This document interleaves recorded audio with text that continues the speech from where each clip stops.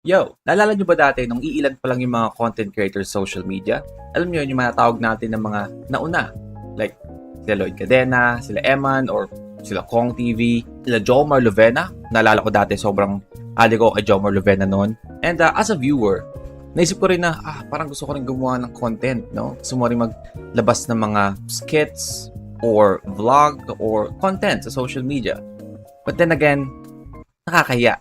Dati parang nakakahiya mag-upload ng mga contents kasi nag-upload ka ba ng content baka makita to ng classmates mo or mga, pamilya mo, tapos itakwil ka na, no?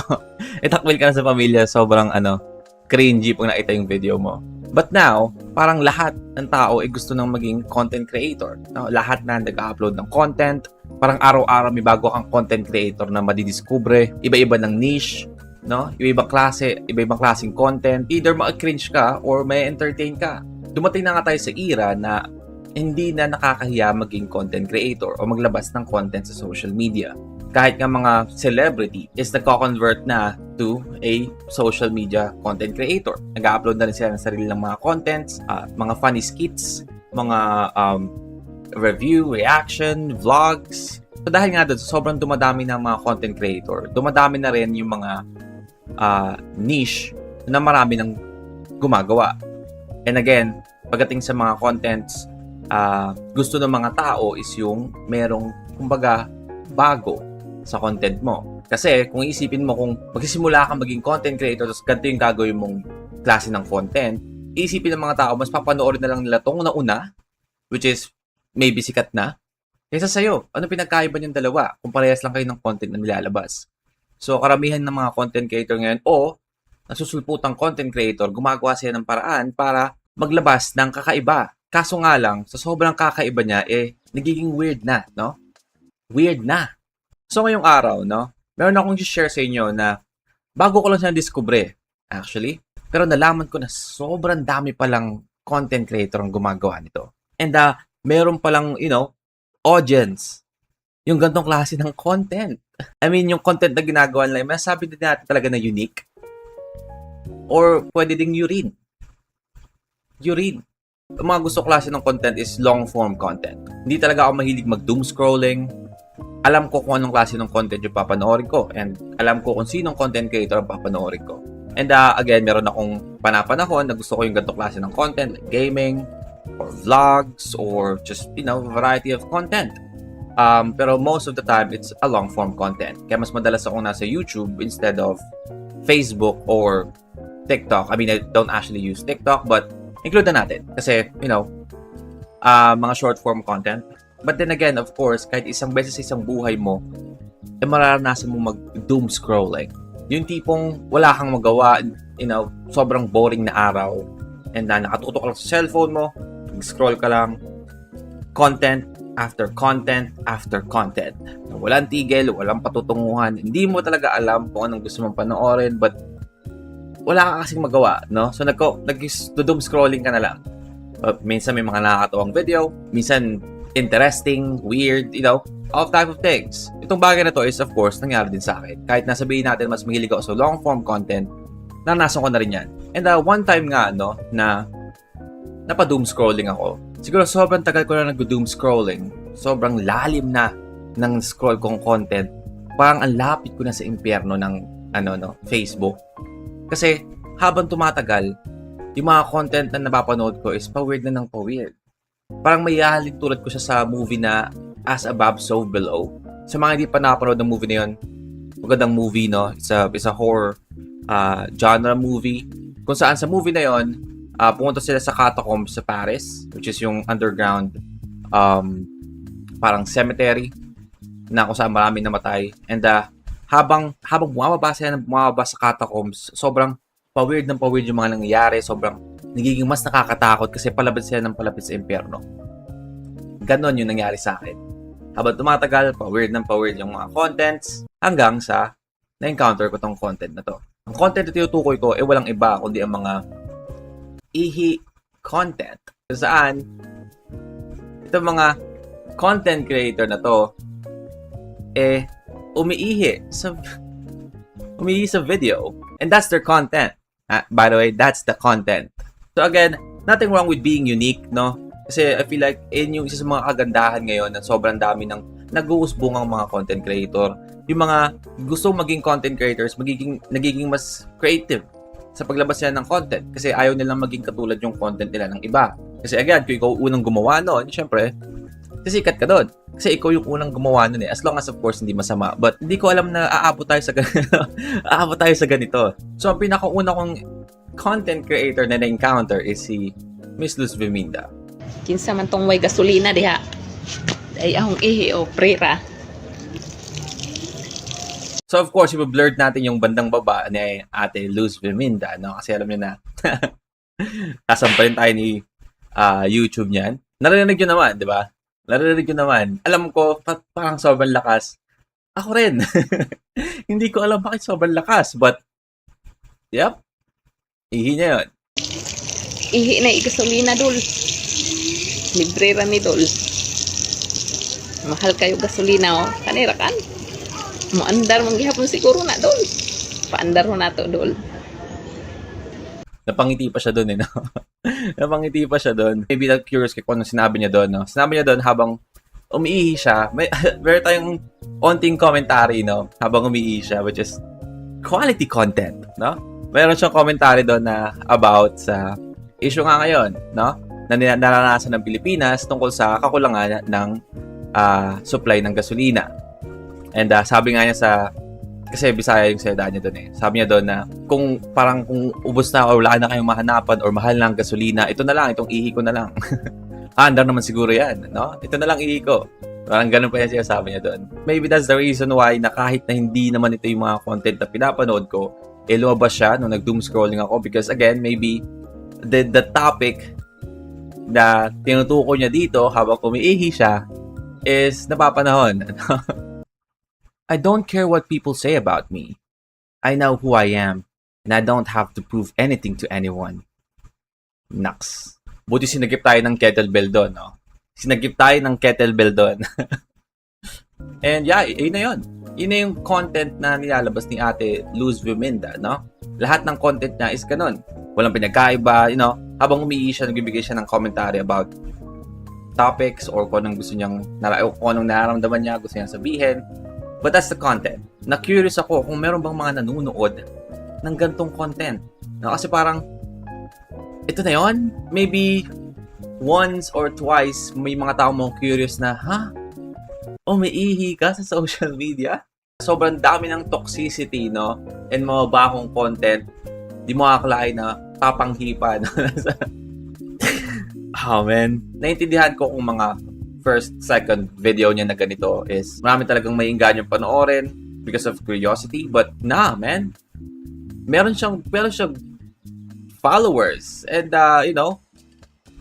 actual viewers sa ganitong klase ng content.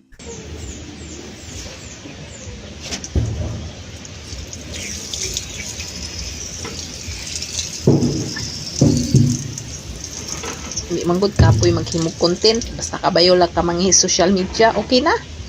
Katulad ng video na yon, which is again, umihi lang siya outside, no, na naman. Pero sabi nga dito sa content niya, no, tatranslate ko para sa inyo.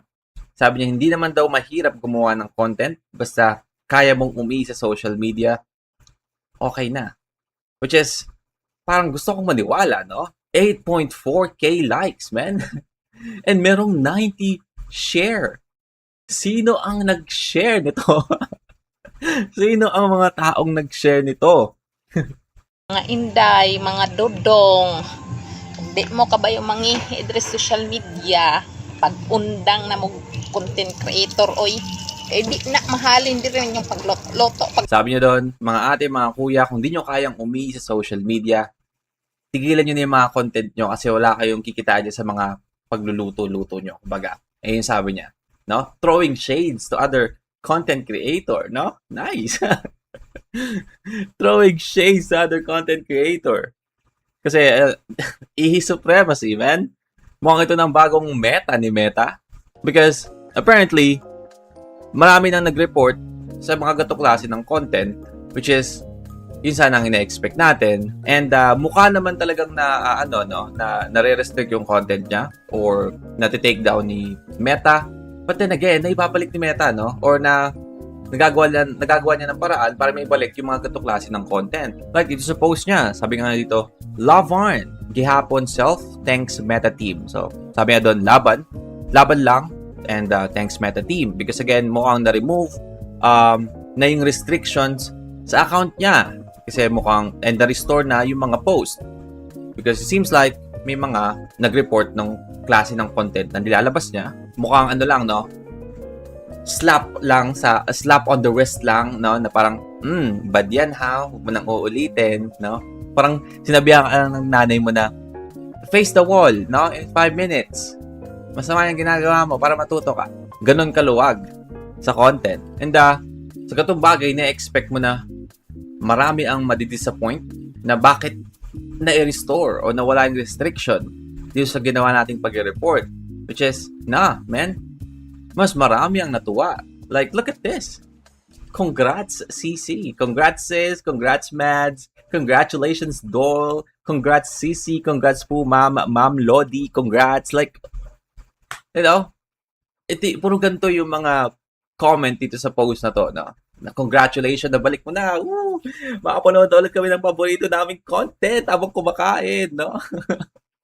And yun na nga, si Ate Luz Biminda yung pinakauna kong content creator na discover na gumagawa nito.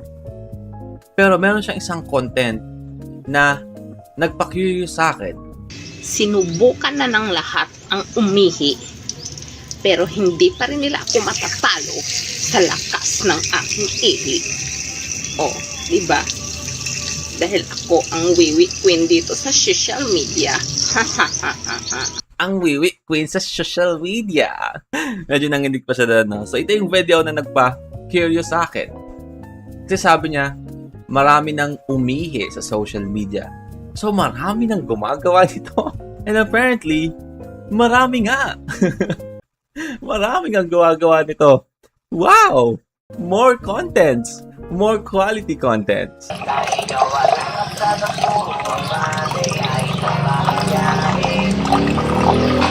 Si Nanay Francesca. I mean, binlurred ko, of course, most probably di nakikita, pero umiihi siya sa lata ng Del Monte.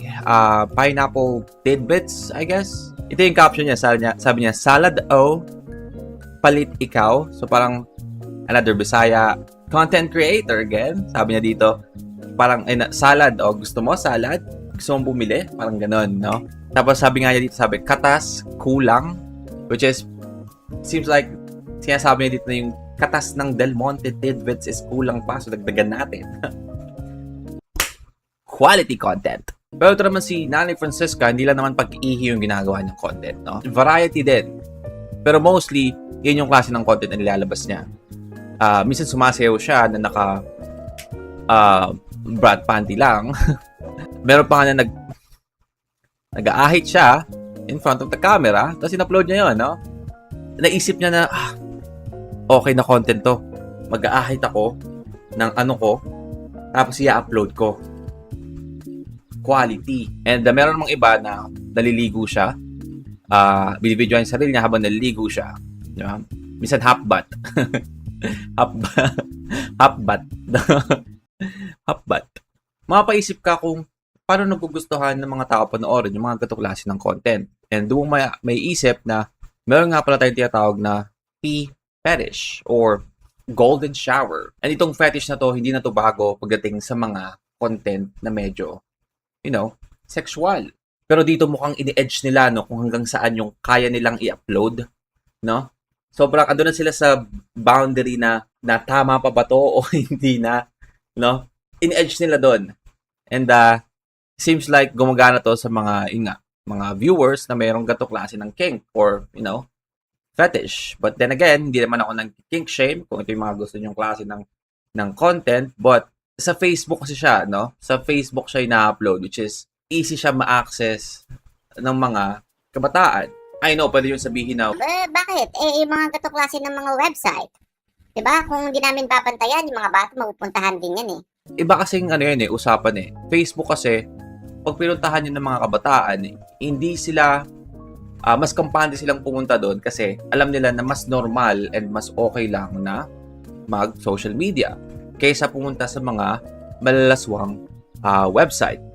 Like, pag pumunta sila doon, kailangan pa nilang itago, no? Kailangan pa nilang mag-effort. But, social media, kahit bata ka, kahit mga maliliit na bata ngayon, alam na yung Facebook, alam na yung Instagram. And, yun nga, nasabi ko nga sa inyo na itong content na to is hindi ko naman talaga pina-follow. Pero kusa siyang lumabas habang nag-doom scrolling ako.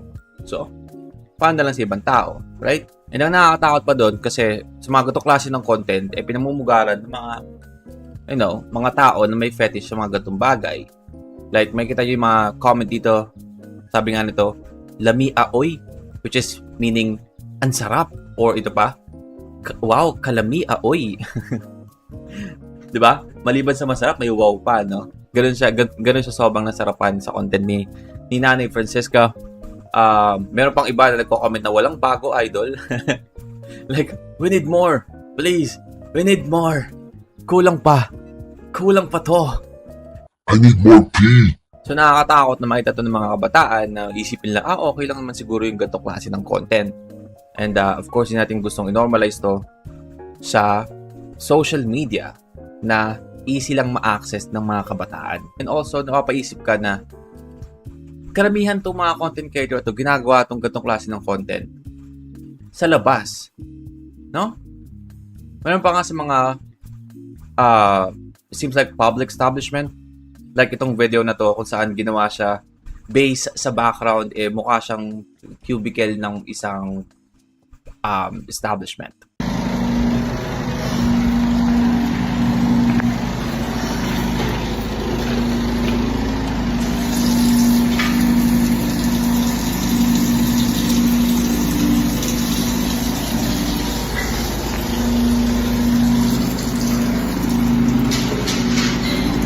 Yep, that's the content. That's the content. Mas na-miss ko tuloy si Ate Luz Biminda. Ate Luz Biminda. At least kay Ate Luz Biminda, meron tayong mga, commentary and yung mga thoughts niya about something. No? Kasi si Ate nagpapakit lang eh. mas magaling pa rin talaga si Ihi Queen, man. Ihi Queen, the best, man. And I feel like, ganitong klase ng content hindi na natin talaga mapupuksa. No? I mean, hindi naman puksa. Ayokong apakan yung, I guess, pinagkukuhaan o pinagkakakitaan ng ibang content creator. No? Pero kasi, hindi siya maganda pag nakita siya ng mga bata. Yung ganitong klase ng content. Again, sa social media. Kasi kahit ako, nagulat ako na bago lang nga sa akin to no? Nagulat ako na may ganitong klase ng content. But apparently, marami nang nag-report ng mga ganito. Pero hindi naman siya nawawala. So, I feel like, wala na talaga tayong magagawa.